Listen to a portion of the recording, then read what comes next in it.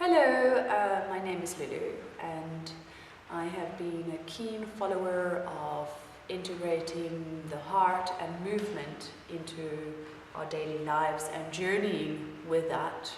I've experienced my own personal awakening through dance from a young age, realizing that when I dance with a certain intent, that my fingers would shake, and I saw it actually as energy coming out, and that is how I started to be able to understand how we are all energy and how everything is interconnected. And this was my first awakening. After that, many more awakenings come where I learned about how when you access cellular memory through movement and stepping out of the mind, just in the body.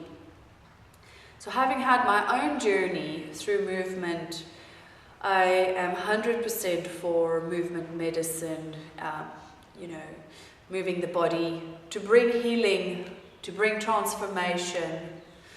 I have trained also at different modalities of dance and movement, as also different modalities of healing. Theta, pranic, Reiki, EFT, emotional freedom. Good. Okay, so that's about you.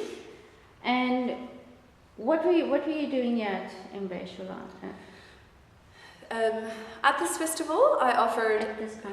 At this conference, I offer Ecstatic Awakening dance.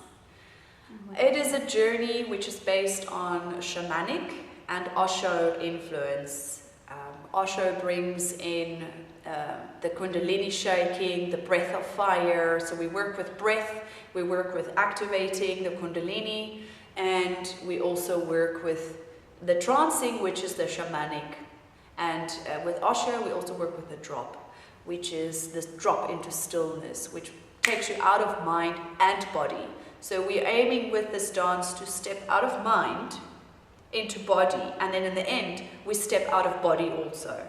So we really have an expanded feeling overcoming the whole being, and it brings a lot of clarity and a lot of healing and a lot of shifting just through that. It is a wonderful journey. You see people really transform and change with their movement, and it's a very inner, this specific dance meditation is a really inner journey which takes you deep within. That is also the shamanicness about it. It is a trance within yourself.